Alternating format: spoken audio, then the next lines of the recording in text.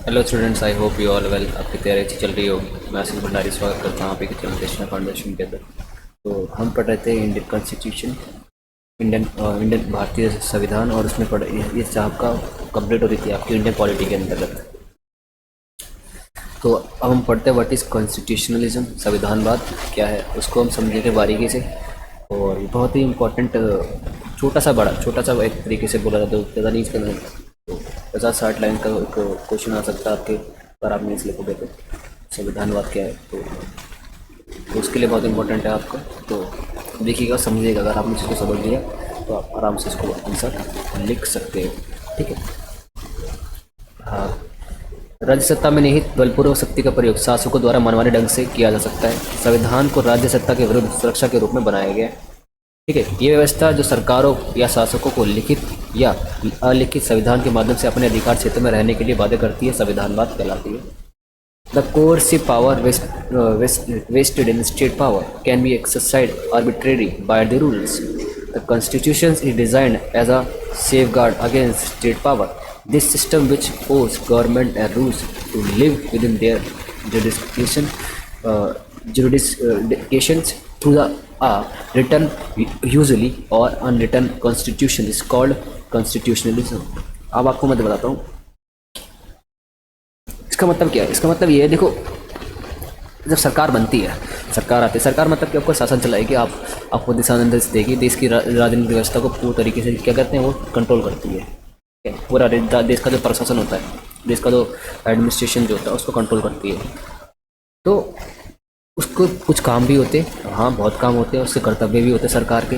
तो उसके साथ, उस कर्तव्य के साथ ना सरकार के पास क्या आती है, पावर भी आती है। क्योंकि उन कर्तव्यों को निभाने के लिए आपको क्या चाहिए, शक्ति चाहिए। शक्ति चाहिए, क्या चाहिए, शक्ति चाहिए, पावर चाहिए। तो ये भी हो सकता है कि उस शक्ति को ज़रूरी अच्छा प्रयोग करें, हो सकता है कि एक ऐसी स्थिति आए कि उसका दुरुपयोग भी कर सकती है। जैसे कि आपने देखा होगा इंदिरा गांधी के टाइम पे आपको जो संविधान संशोधन हुआ, 42वां संविधान संशोधन जब हुआ था, तो सरकार जो थी वो कोशिश कर रही थी अपने आप को संविधान से ऊपर उठाने की या फिर सुप्रीम कोर्ट से आगे बढ़ने की। तो लेकिन सरकार को पता है संविधान में सारी चीज़ें दे रखी है। सरकार, संविधान क्या कहता है, संविधान ये कहता है कि अगर आपको सरकार जो अगर उसको को भी काबिल करना है, अगर शक्ति का प्रयोग करना है, तो उसको संविधान में लिखित सीमाओं के अंदर रहकर ही करना पड़ेगा। तो उन सीमाओं के बाहर आप नहीं जा सकते हो। ठीक है। जो काम नहीं करने चाहिए वो आप वो काम नहीं कर सकते। जैसे कि आपको एग्जाम्पल दूँ थोड़ा सा, और अभी तो मैंने इंदिरा गांधी का एग्जाम्पल दिया। ठीक है। तो अब थोड़ा सा एग्जांपल देता हूँ। जैसे मान के चलो भारत में ऐसी सीन हो कि अगर इंदिरा गांधी, मान के चलिए ऐसा नहीं हुआ था, अगर इंदिरा गांधी भारत के अंदर क्या लगा देती, मिलिट्री को, मतलब इसको बोलते हैं हम आर्मी रूल लगा देते, मान के चलिए। उस टाइम चल भी रहा था आपका कि जब पाकिस्तान में आपकी तख्तापलट होती है, तो उसको देखा देखा ही तो इंदिरा गांधी भी चिंतित थी कि सैनिक मानेकशॉ बगावत ना कर दे, लेकिन वैसा नहीं करते। तो मान के चलो अगर हो जाती है भारत के अंदर, तो प्राइम मिनिस्टर को हटा के कौन इम्पोर्टेंट बन जाएगा देश का, जनरल, जो भी इस टाइम पे आर्मी का हेड होगा। ठीक है। वो क्या बन जाएगा, इम्पोर्टेंट बन जाएगा वहाँ पे। तो मुझे एक चीज़ बताइए आप, अगर वो बन गया तो क्या करेगा, वो संविधान को अपने हिसाब से चलाएगा। ठीक है। संविधान का तो महत्व रहा ही नहीं। जब संविधान का जो कॉन्स्टिट्यूशन का कोई महत्व नहीं रहा तो वो बनाया किस लिए था। ठीक है। तो आप ऐसा नहीं कर सकते। संविधान में क्या दे रखी है, सीमाएँ दे रखी है। ठीक है। अगर ऐसा भी कोई काम करा जाता है तो उस पर तुरंत क्या लगा जाती है, पाबंदी लगा दी जाती है। जितनी जो उसके प्रशासन के अंग है उन चीज़ों पर अपने आप ही कंट्रोल, उसको सीमा लगाने का प्रयास करते हैं। तो सरकार के विभिन्न अंग हैं, जैसे कि आपका कार्यपालिका, न्यायपालिका, आपका विधानपालिका। तो विभिन्न माध्यम से उन सीमाओं के रहकर भी कोई काम रोका जा सकता है। जैसे मान के कोई आपके एरिया में कोई डिस्ट्रिक्ट कलेक्टर है। ठीक है। माना कि डिस्ट्रिक्ट कलेक्टर के पास बहुत पावर्स होते हैं, लेकिन उसकी भी अपनी क्या होती है, सीमाएँ होती है। बहुत से काम वो नहीं कर सकता है। ठीक है। उसको भी क्या कहते हैं, संविधान के दायरे में रहकर काम करना पड़ता है। अगर ऐसा कुछ होता है तो बीच विचार में कौन आती है, आपकी आती है सुप्रीम कोर्ट। तो सुप्रीम कोर्ट जो भी रूल पास करती है, जब जो भी क्या कहता है आपका आदेश देती थी, तो डिस्ट्रिक्ट कलेक्टर को भी मानना पड़ता है। क्यों, क्योंकि सुप्रीम कोर्ट या सर्वोच्च न्यायालय का काम क्या है, जो संविधान की वैधता है उसको बनाए रखना। ठीक है। तो संविधान के अंदर जितने प्रावधान है उनकी जो लीगैलिटी है, ठीक है, जो वैधानिकता है उनको बनाए रखना। ठीक है। कि उस पर किसी भी तरह की आँच ना आए। ठीक है। तो जितनी सरकार जो है, कभी कभार ऐसा भी हो सकता है अराजक तत्व से प्रेरित होकर वो शक्ति का गलत प्रयोग भी कर सकती है या उसका मिसयूज भी कर सकती है। तो संविधान क्या कहता है? संविधान कहता है कि आपको उस शक्ति को जो प्रयोग कर रहे हो, आपको शक्ति जो मिले उसको आप लिखित संविधान या अलिखित संविधान के माध्यम से की सीमाओं के माध्यम से उसको ही आपको निर्वाह करना पड़ेगा या फिर उसको निभाना पड़ेगा। अगर ऐसा होता है तो आपको पता ही हमारे विभिन्न जो जितने भी हमारे शासन के अंग हैं उनके द्वारा ऊपर क्या लगा दी जाएगी? पाबंदी लगा दी जाएगी। ठीक है। तो जैसे आपको मैं डीएम का एग्जांपल लिया ना, वो सब इसके लिए सबसे बेस्ट है। ठीक है, ठीक है। तो संविधानवाद का अर्थ आपने समझा, थोड़ा और समझ लेते हैं इसका क्या है। Constitutionalism means that the political power will be exercised within limits, restrictions, control and rules. The concept of constitutionalism combines the principle of limited government and the rule of law against the autocratic and the authoritarian use of power. संविधानवाद का अर्थ क्या है? राजनीतिक शक्ति का प्रयोग सीमाओं, प्रतिबंधों और नियंत्रणों और नियमों के भीतर किया जाए। ठीक है। संवैधानिकता की अवधारणा सत्ता के निरंकुश सत्तावादी उपयोग के खिलाफ सीमित सरकार और कानून के शासन को सिद्धांतों को जोड़ती है। ठीक है। कॉन्स्टिट्यूशनलिज्म या संविधानवाद का मतलब क्या है? ये सबसे इंपॉर्टेंट है सीमित सरकार। सीमित सरकार का मतलब ये सरकार जो काम करने चाहिए सिर्फ वो ही करेगी। ठीक है, बेमतलब काम नहीं कर सकती है। ठीक है। कानून का शासन, सरकार कानून किसका, शासन किसका होगा? कानून का होगा। ठीक है। संविधान के अनुसार देश चलेगा, ना कि सरकार, और सरकार भी चलाएगी सरकार शासन भी, तो उसको किसके भीतर रह के काम करना पड़ेगा?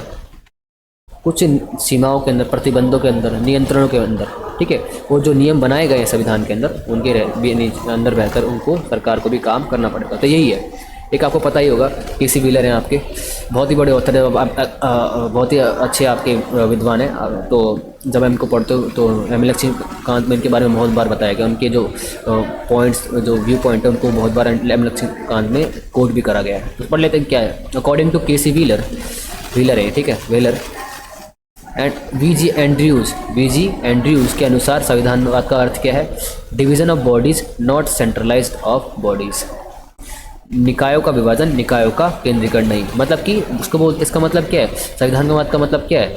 निकायों का विभाजन मतलब शक्ति जो है, जो सरकार की शक्ति है, उसको बांट देना। ठीक है। उसको एक जगह एकत्रित ना हो देना। अगर एक जगह इंसान के पास, एक ही सरकार के पास शक्ति आ जाएगी पूर्णता, तो उससे क्या होगा? शक्ति का मिसयूज भी हो सकता है। Acceptance of majority interest in society. संविधानवाद का अर्थ क्या है उनके शब्दों में? समाज में बहुसंख्यक हितों की स्वीकृति। ठीक है। अधिनायकवादी या तानाशाही नेतृत्व का अभाव। Absence of authoritarian and dictatorial leadership. ये कहते हैं जहाँ जिस देश में संविधान की चलती है। संविधानवाद का मतलब है जिस देश में संविधान की चलती है। ठीक है, वो सी बात है। जिस देश में संविधान में चलती है, संविधान को माना जाता है, उस देश में क्या होता है? वहाँ पे जितने भी आपके तानाशाही लोग होते हैं, तो जैसे आपने सुना होगा बांग्लादेश में अभी कुछ समय हो रहा है आपका, म्यांमार में देखा होगा मिलिट्री रूल आ गया। तो मिलिट्री रूल नहीं आ सकता। क्यों नहीं आ सकता है? जहाँ पर संविधानवाद होता है वहाँ पर क्या होता है? वहाँ पर मेजोरिटी में केसेस में क्या होता है? आपका डेमोक्रेसी होती है। मतलब कि लोगों का तंत्र होता है। लोगों द्वारा लोगों के लिए शासन ही चला होता है। मतलब कि संविधान जो होगा लोकतांत्रिक ढांचे में बंधा होता है। ठीक है। उसको तोड़ा नहीं जा सकता, चाहे वो तानाशाही के द्वारा भी कर सकते हैं, ना ही उसको अराजक तत्वों द्वारा तोड़ा जा सकता है। ठीक है। Imposition of minimum restriction on individual liberty. व्यक्तिगत स्वतंत्रता पर न्यूनतम प्रतिबंध। ठीक है। व्यक्तिगत स्वतंत्रता पर न्यूनतम प्रतिबंध का मतलब क्या होता है? ऐसे प्रतिबंध नहीं होने चाहिए जो संविधान के को रोकते हो। ठीक है। अकॉर्डिंग टू जो एंड ची Friedrich, division of power in this most important basic of constitutional. अब जो जी फ्रेडरिक्स को आप पढ़ते हो, बहुत जगह इनके बारे में रेफरेंस भी दिया गया है। ठीक है। शक्तियों का विभाजन मतलब क्या है? इनके अनुसार क्या कहते हैं? संविधानवाद के कॉन्स्टिट्यूशनलिज्म क्या है? शक्तियों को बांट देना। शक्तियों को बांट देना मतलब क्या है? जैसे आपने देखा हो भारतीय संविधान में सूचियाँ बन रखी है, संघ सूची, राज्य सूची और समवर्ती सूची। तो संघ सूची पर कानून कौन बना सकता है? संघ सूची पर केंद्र सरकार बना सकती है। राज्य सूची पर कानून कौन बनाता है? आपका राज्य सरकार। समवर्ती सूची पर कौन बना सकता है? आपका दोनों बना सकते हैं, लेकिन चलती किसकी है? आपका केंद्र सरकार की। तो सत्य का विभाजन मतलब समझ पा रहे हो? कौन कौन काम केंद्र सरकार करी, कौन राज्य सरकार करी, वो स्थानीय सरकार करती है। समझ में आ गया? नहीं आ गया? ये है। ठीक है। तो कौन कहता है आपका, ये कहते हैं जोजे फ्रेडरिक, ठीक है। ये कहते हैं संविधानवाद क्या है, शक्तियों का विभाजन संविधान का सबसे महत्वपूर्ण आधार है। मतलब कि संविधानवाद का मतलब क्या, जहाँ पे संविधान की चलती है, मतलब क्या संविधान की जहाँ पे चलती है जिस देश के अंदर, वहाँ पे क्या होता है, वहाँ पर शक्तियों को पूर्ण तरीके से विभाजित कर दिया जाता है। एक जगह शक्तियों का क्या नहीं होता है, केंद्रीकरण नहीं होता है, ठीक है। Power is the most important basic of constitutionalism. Constitutionalism can exist in a monarchy of public, an elitist state, or a democracy if division of power prevails. यदि शक्तियों का विभाजन होता है तो संवैधानिकता राजतंत्र या गणतंत्र, अभिजात्य राज्य और लोकतंत्र में मौजूद हो सकती है, ठीक है।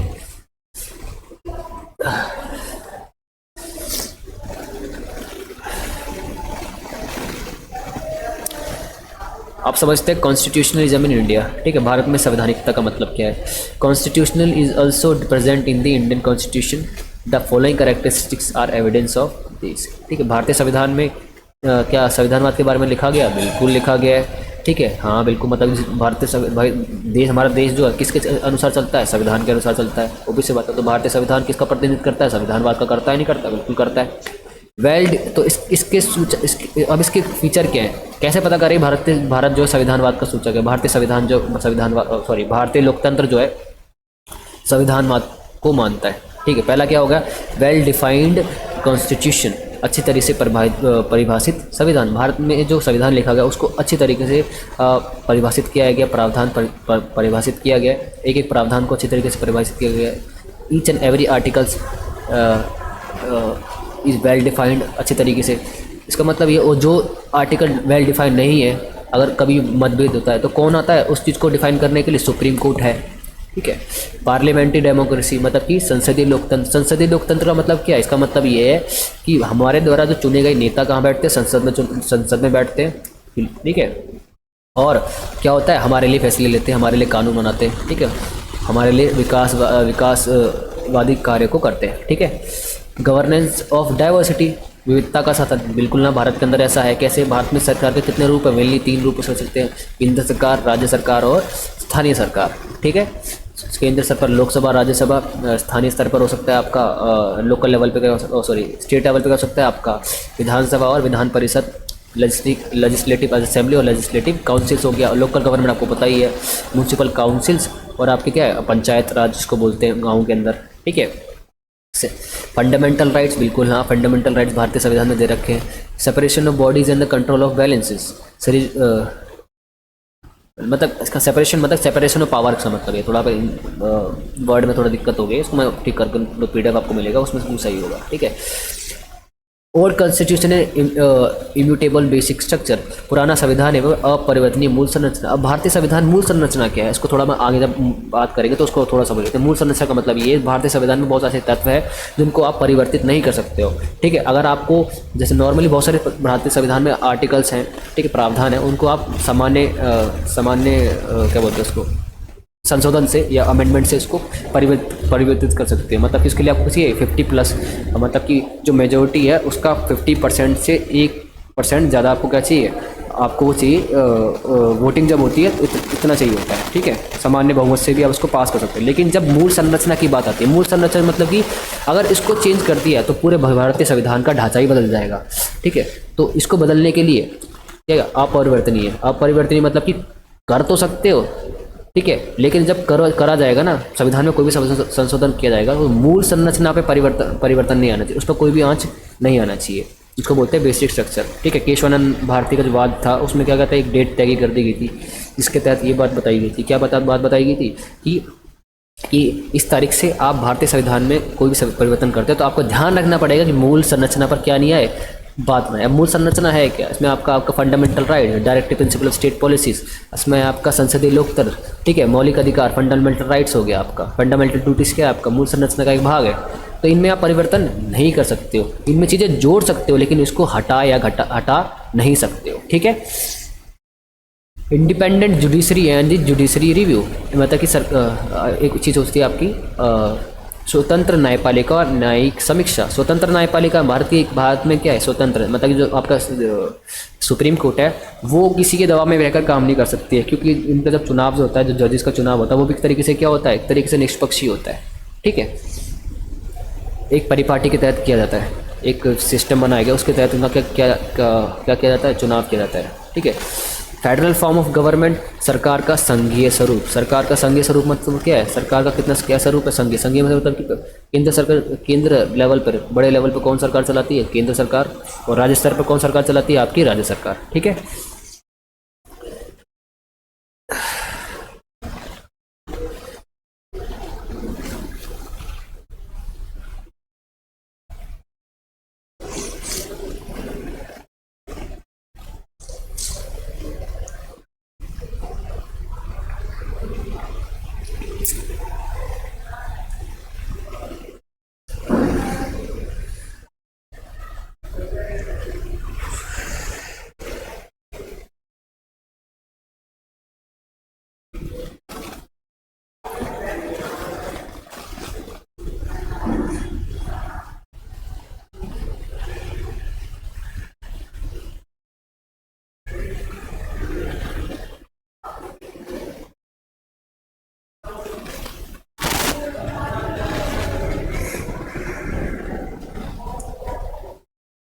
अब समझते हैं भारतीय संविधान की प्रमुख विशेषताएं, the salient features of the Indian constitution. भारतीय संविधान में की जो विशेषता क्या, उसमें क्या क्या चीज़ें बताई गई हैं। ठीक है, जब संविधान को आप पढ़ोगे तो आपको किन किन चीज़ों के बारे में पढ़ना पड़ेगा, आपको क्या महसूस पढ़ के क्या महसूस होगा। सबसे पहला क्या होगा, the main feature of the constitution are clearly visible features are special things.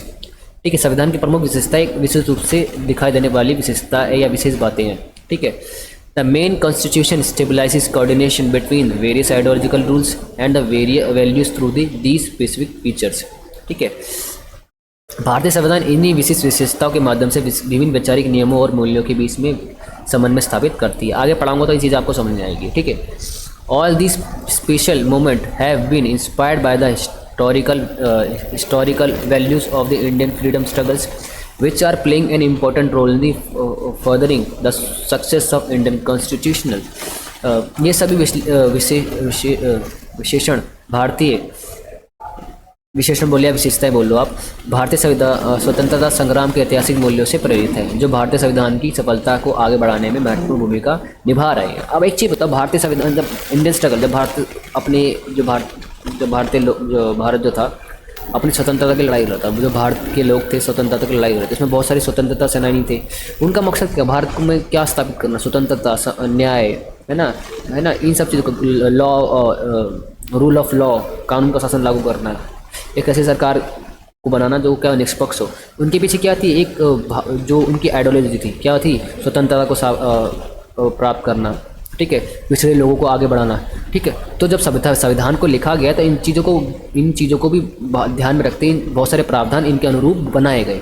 ठीक है, अकॉर्डिंग टू देयर आइडियोलॉजीज। ठीक है, तो अब थोड़ा समझते आगे जाके। ठीक है, और जब चैप्टर जैसे जैसे आगे बढ़ेगा तो आपको ये चीज़ें और भी समझने आ जाएंगी। सबसे पहला क्या है, विशेषता के लिखित और सबसे विस्तृत, the written and most detailed constitution. The Indian constitution is a well defined, अच्छी तरीके से समझाया गया, लिखा गया, सुपरिभाषित संविधान है। इसके साथ ही ये विभिन्न विश्व के सभी देशों संविधानों की तुलना में सबसे विकसित है। जितनी भी along with these it is most detailed comparison to the constitution of all countries of the world. The original constitution contained 395 articles. ठीक है, जब मूल संविधान में कितने आर्टिकल थे आपके, 395 अनुच्छेद, 8 अनुसूचियाँ थी, जिसमें संवैधानिक संशोधन के माध्यम से कई बदलाव किए गए, बहुत सारे बदलाव आए। ठीक है, अप्रैल 2017 तक अगर देखा जाए। ठीक है, अब इसको डाटा थोड़ा चेंज हो जाएगा। ठीक है, कितने भाग है इसमें, 25 भाग हैं टोटल, जिसमें कुछ भाग हटा भी गए, 12 अनुसूची हैं। ठीक है, और 5 परिशिष्ट सहित 448 लेख शामिल है टोटल अगर बताया जाए तो। ठीक है, 1950 से इसके अधिनियम के बाद से 123 संवैधानिक संशोधन विधेयक पेश किए गए, जिसमें 101 संवैधानिक कानून संशोधन विधेयक पारित किए गए। जब ये PDF मिलेगा आपका, उसका जो लेटेस्ट जो भी है ना, उसको हम आपको प्रोवाइड करा दूंगा। ठीक है, डाटा मेरे पास था नहीं तो मैं आपको उसको आराम से प्रोवाइड करा दूंगा। ठीक है, इसमें कोई घबराने की जरूरत नहीं है। क्योंकि इसमें क्या है, डाटा क्या है, जो अब मैंने लेटेस्ट डाटा नहीं चढ़ाया है, ठीक है। अभी समझ आ गया नहीं आ गया ये चीज़ों को, मतलब कि भारतीय जो संविधान सबसे बड़ा है, जो जब मूल संविधान, जब भारतीय संविधान को लिखा गया उसके अंदर कितने थे, 395 अनुच्छेद या 395 आर्टिकल्स, और आज कितने हो गए, लगभग 448, और कितने संशोधन हो चुके हैं, लगभग 123 पेश किए गए, जिसमें 101 पास किए जा चुके हैं, मतलब कि इनकी संख्या बढ़ गई है अभी तक, ठीक है। Various factors are responsible of expansion of the constitutions, संविधान के विस्तार के लिए विभिन्न कारक उत्तरदायी हैं, ठीक है। इतना बड़ा संविधान है क्यों, पहला क्या, one of the most important factor is that the framers of the constitution had taken many provisions from various sources and from many other constitutions of the world। सबसे महत्वपूर्ण कारक क्या है कि जो संविधान निर्माता थे, जो संविधान निर्माता थे, जो भारतीय संविधान को लिख रहे थे, तो उन्होंने बहुत से देशों का संविधान को पढ़ा और बहुत से देशों के संविधानों से जो प्रावधान थे भारतीय संविधान में शामिल किए। उदाहरण के लिए संविधान निर्माताओं ने प्रशासनिक विवरण से संबंधित मामलों का प्रावधान करने के लिए भारत सरकार अधिनियम 1935 का पालन किया। इससे कई विशेषताएं को बनाए रखा गया। आपको पता होगा गवर्नमेंट ऑफ इंडिया एक्ट 1935 जो पास हुआ था, उसमें बहुत सारे प्रावधान थे। तो जो भारतीय संविधान है ना, उसमें बहुत सारे कानून, लगता देखा जाए अधिकतर के जो कानून थे जो गवर्नमेंट ऑफ इंडिया एक्ट से लिए गए हैं, ठीक है। ये भी हो गया। इसके साथ साथ जो देशों के जो जितने भी संविधान निर्माताएं थे, जो आपके फ्रेमर्स जो थे, संविधान को जो लिख रहे थे, उन्होंने संविधान को पढ़ा होगा, देखा होगा, तो उनसे जो उनको लगा कि हाँ ये अच्छी सी बातें हैं, ये प्रावधान अच्छे हैं, इन चीज़ों को हमें अपने संविधान में जोड़ना चाहिए, तो उन्होंने इसको जोड़ा। तो ऐसे करके जो संविधान था हमारा बहुत बड़ा हो गया। सेकंड, संविधान से संबंधित विशिष्ट मुद्दों के लिए प्रावधान बनाना आवश्यक था, ठीक है। जैसे कि अनुसूचित जाति, अनुसूचित जनजाति, पिछड़े क्षेत्रों के लिए अलग अलग प्रावधान। देखो, second, it is necessary to make provision for specific issues related to India such as having different provision for this scheduled caste, scheduled tribes and backward region. देखो, बहुत सारी देशों में ऐसी समस्या है जिसको प्राचीन काल से भारत समाज जो फेस कर रहा था, जिसमें आपका अगर छुआछूत हो गया आपका, ठीक है, डिस्क्रिमिनेशन हो गया, भेदभाव हो गया, इन चीज़ों को कौन झेल रहा था, भारतीय समाज के जो निचले तबके के लोग थे, और उनकी जो आर्थिक स्थिति बहुत ख़राब थी। अगर इनको क्या कहते हैं मुख्य धारा में लाना था, उनको एक क्या कहते हैं एक मेन लाइन के अंदर लेके आना था, तो उनके लिए प्रावधान होने जरूरी थे। जो उनके साथ उस भेदभाव जो किया जा रहा था, चाहे वो आर्थिक स्तर पर, चाहे वो राजनीतिक स्तर पर, या सामाजिक स्तर पर, उसको ख़त्म करना बहुत ज़रूरी था। तो इसलिए इंडियन कॉन्स्टिट्यूशन में बहुत सारे जो प्रावधान थे दिए गए थे, ठीक है। Third, detail provisions are made for all important aspect of centre state relations, their administrative, legislative and financial relationship and other activities, ठीक है। तीसरा, केंद्रीय, इतना बड़ा क्यों, तो उसके कारण बता रहा हूँ मैं आपको। तीसरा, केंद्र सरकार, केंद्र राज्य संबंधों और उनकी प्रशासनिक, विधायी और वित्तीय संबंधों को अन्य गतिविधियों के सभी महत्वपूर्ण पहलू के लिए विस्तृत प्रावधान किए गए हैं। देखो, ये संविधान में ये बहुत परिभाषित करना, लिखना बहुत ज़रूरी था कि कौन क्या काम करेगा, ठीक है। केंद्र राज्य संबंध कैसे तय होंगे, विधायी संबंध, प्रशासनिक संबंध, वित्तीय संबंध, इनको अगर सही तरीके से परिभाषित नहीं किया जाता तो आगे जाके क्या होता, देश के अंदर एक असुविधा होती, जिससे क्या होता, आए दिन झगड़े होते, चाहे केंद्र सरकार की बात करूँ, चाहे राज्य सरकार की बात करूँ, चाहे हम स्थानीय सरकार की बात करूँ बाद में जाके, ठीक है। Fourth, since there is no separate constitution for Indian states, ठीक है। चौथा क्या, भारतीय संविधान में पहली बात तो ये है कि स्टेट्स के लिए, राज्यों के लिए अलग से कानून नहीं बनाया गया है। तो सभी राज्यों के लिए एक कानून बनाना और पूरे देश के लिए एक कानून बनाना है, तो उसमें बहुत सारी चीज़ों को रखा जाना था, ठीक है। इसलिए संविधान क्या हुआ, बहुत बड़ा हो गया। Provision related to the state administration have been also integrated into the Indian constitution, इसलिए राज्य प्रशासन से संबंधित जितने भी प्रावधान थे उनको भी क्या कहते हैं संविधान में एकीकृत किया गया है। Provision related to the 5 local self government bodies have also been included in the Indian constitution, भारतीय संविधान में 5 स्थानीय स्वशासन निकायों से संबंधित प्रावधानों को भी शामिल किया गया है, ठीक है।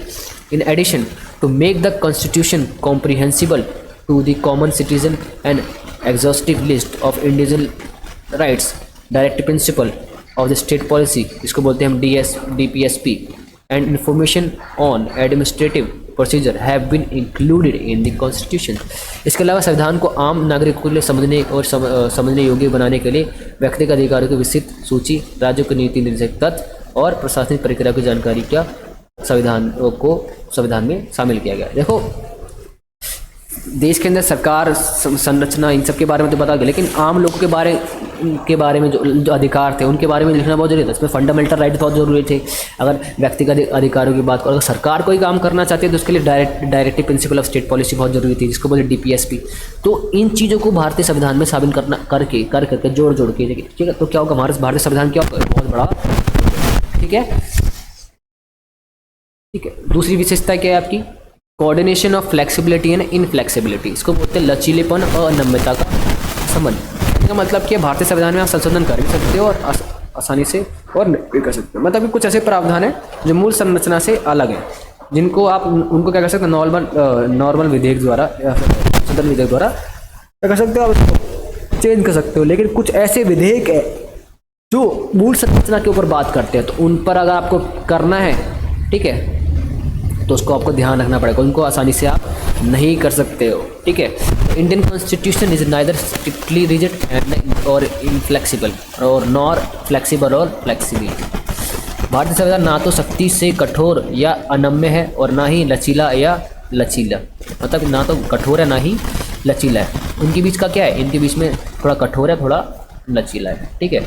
इसमें कठोरता और लचीलपन का मिश्रण है, ठीक है। It has the combination of hardness and the वेटनेस।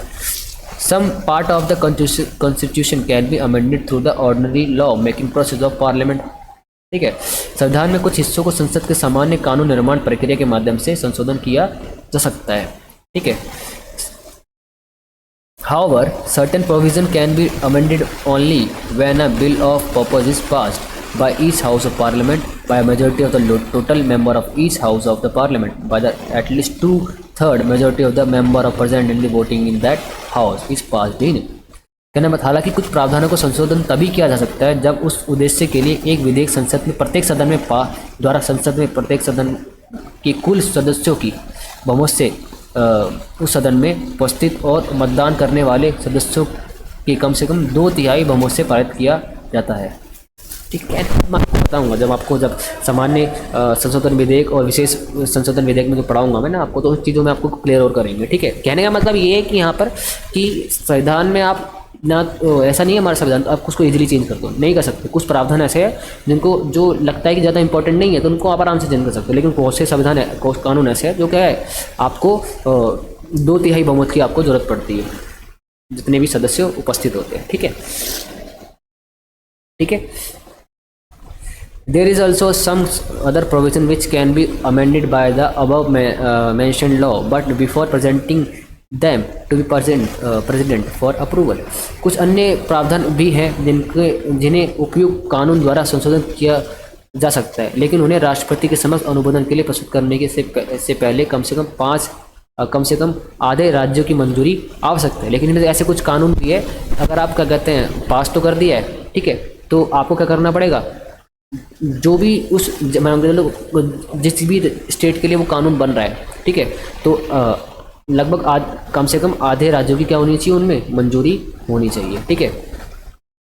ये भी ध्यान दिया जाना चाहिए कि संविधान संशोधन विधेयक पेश करने की शक्ति केवल संसद में नहीं है, राज्य विधानसभाओं में नहीं है, ठीक है। और हमेशा एक चीज़ याद रखना चाहिए, कठोर क्यों है, संशोधन विधेयक कहाँ पास हो सकता है आपको पता होना होगा, कहाँ पे, संसद के अंदर, राज्य विधानसभाओं में नहीं, ठीक है, याद रखना हमेशा। वर्ड्स ऑफ पंडित नेहरू की एक स्टेटमेंट थी कॉन्स्टिट्यूशनल असेंबली के अंदर, आपको हमेशा याद रखनी चाहिए। संविधान सभा में पंडित नेहरू की शब्द थे उनको समझते। Also we wish to make the constitution as strong and permanent as we can make it, yet there is no permanence in the constitution, there must be some flexibility in the constitution. If you make anything rigid and permanent, if you stop the development of the nation, the development of life etc. We could not make the constitution so rigid that it cannot be followed according to the changing circumstances in the world is certain and we are going through a very rigid transition period, so what we do today may not be fully applicable in the future। संविधान, यद्यपि हम संविधान को इतना मजबूत और स्थायी बनाना चाहते हैं जितना हम उसे बना सकते हैं, फिर भी संविधान में कोई स्थायित्व नहीं है। कौन कहते हैं, नेहरू जी कहते हैं। स्थायित्व नहीं, मतलब कि ऐसा नहीं है कि संविधान में संशोधन ना हो, करना तो पड़ेगा। ठीक है, हाँ, इसका मतलब कहना क्या जाता है, अगर आप संविधान को मजबूत बनाना चाहते हो तो इसका मतलब ये नहीं है कि आप क्या करो उसमें, क्या कहते हैं, उसको इतना कठोर बना दो उसमें वो क्या कहते हैं कठोर, उसमें संशोधन ही ना हो। संविधान में कुछ लचीलेपन होना चाहिए। लचीलापन मतलब कि उसमें कुछ संशोधन हो जाने चाहिए अगर जरूरत पड़े तो। यदि हम कुछ भी कठोर बनाते हैं तो स्थायी यदि आप राष्ट्र के विकास और जीवन के विकास आदि को रोकते हैं। अगर मान के चलो कुछ ऐसे है प्रावधान है जो क्या कहते हैं विकास से संबंधित है और उनको आपने स्थायी बना दिया, और विकास क्या होता है, निरंतर बढ़ता रहता है, बदलाव की स्थिति में होता है, तो उन प्रावधानों के अंदर भी क्या होना चाहिए, बदलाव की आवश्यकता पड़े। अगर आपने स्थायी बना दिया तो आप उसमें बदलाव नहीं कर सकते हो। उसका मतलब ये होगा कि आप विकास को भी क्या कर दोगे, रोक दोगे। तो हम संविधान को इतना कठोर नहीं बना सकते हैं कि दुनिया में बदलती परिस्थितियों के अनुसार इसका पालन नहीं किया सकता। ठीक है, जो देखो हमारा जो भारतीय संविधान क्या है, जीवंत दस्तावेज है, एक लिविंग डॉक्यूमेंट, मतलब कि एक लिविंग ऑर्गेनिज्म जो होता है क्या करता है, अपने समय के साथ साथ अपने अंदर बदलाव करता है। उसी तरीके से भारतीय संविधान भी क्या करता है, समय के साथ उसके अंदर बदलाव होते रहते हैं, किसमें, विभिन्न संवैधानिक संशोधन के माध्यम से। लेकिन ये संवैधानिक संशोधन क्या हो सकते हैं, मूल ढांचे, मतलब कि आपका जो बेसिक स्ट्रक्चर जो है आपका, इस पर किसी भी तरह की बात नहीं आनी चाहिए। ठीक है, डेमोक्रेटिक रिपब्लिक, तीसरी विशेषता क्या है, लोकतांत्रिक गणराज्य। ठीक है, लोकतांत्रिक गणतंत्र, गणतंत्र मतलब लोगों का तंत्र, लोकतंत्र मतलब कि लोगों का, लोगों द्वारा लोगों के लिए शासन। ठीक है, ठीक है, और लोगों का तंत्र समझते हैं, इसका मतलब होता है लोकतंत्र समझ में आ गया। लोग चुनते हैं अपने प्रतिनिधियों को, ठीक है, और वो लोग क्या करते हैं, अपने उनके लिए क्या करते हैं, क्या करते हैं, कानून बनाते हैं। ठीक है, उन पर क्या कहते हैं, शासन चलाते हैं। ठीक है, तो आज के लिए थोड़ा इतना ही काफ़ी है। मिलेंगे अपने नेक्स्ट वीडियो के अंदर, चैप्टर अगर वीडियो बड़ी हो जाती है फिर आपको दिक्कत आती है ना रिवीजन करने में फिर। ठीक है, तो मिलेंगे अपने नेक्स्ट वीडियो के अंदर। जय हिंद, जय भारत।